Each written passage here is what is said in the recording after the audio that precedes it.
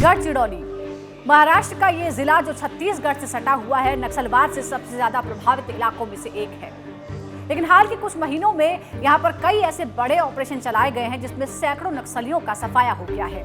इसी बुधवार को एक बड़ा ऑपरेशन हुआ जिसमें 12 नक्सली मारे गए। इन तमाम ऑपरेशंस के पीछे एक खास दस्ता, एक खास फोर्स काम कर रही है जिसका नाम है C60 फोर्स। इस खास सेगमेंट में हम आपको बताते हैं कि आखिर ये C60 फोर्स क्या है। दरअसल C60 फोर्स महाराष्ट्र पुलिस का एक खास दस्ता है जिसे महाराष्ट्र और खास तौर पर गढ़चिरौली जिले में नक्सलियों से निपटने के लिए तैयार किया गया था। 1 दिसंबर 1992 को इसकी स्थापना की गई थी, जिसका मुख्य उद्देश्य नक्सलियों से निपटना था।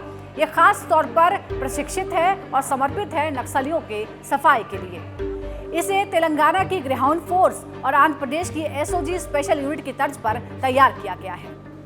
इस खास दस्ते को उस वक्त के गढ़चिरौली के SP KP रघुवंशी की पहल के बाद तैयार किया गया था।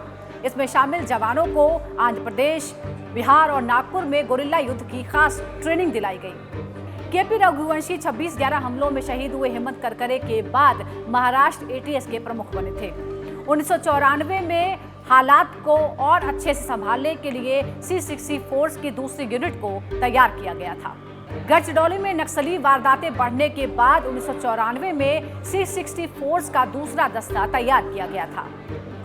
लेकिन आखिर C60 फोर्स इतनी कामयाब कैसे हुई? दरअसल पिछले 2 से 3 दशकों में C60 फोर्स ने मुखबिरों का एक बड़ा मजबूत नेटवर्क तैयार किया, जिससे हमलों की सही जानकारी और उन्हें रोकने और हताहतों की संख्या कम करने में फोर्स को मदद मिली। दरअसल KP रघुवंशी बताते हैं कि जिस वक्त नक्सलियों के हमले बहुत ज़्यादा हो रहे थे 90 के शुरुआती दशक में, उस वक्त जो आम जनता थी गढ़चिरौली की, उसे पुलिस पर भरोसा नहीं था। उन्हें लगता था कि पुलिस हमारी मदद नहीं कर सकती, हमें बचा नहीं सकती।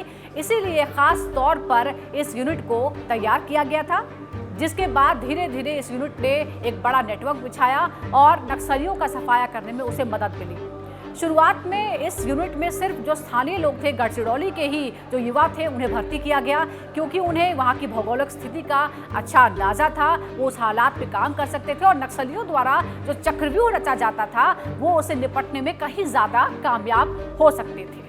ये खास दस्ता जहां एक तरफ नक्सलियों का सफाया करने के लिए काम करता है, तो दूसरी तरफ नक्सलियों को पुनर्वास कराने में उनकी मदद करने के लिए भी काम करता है। आपको ये भी बता दें कि C60 फोर्स में जो अधिकतम बल है वो 100 सदस्यों का है, लेकिन ऑपरेशंस में सिर्फ 60 जवान शामिल होते हैं। 30 जवान यहाँ प्रशासनिक कार्यों को संभालते हैं।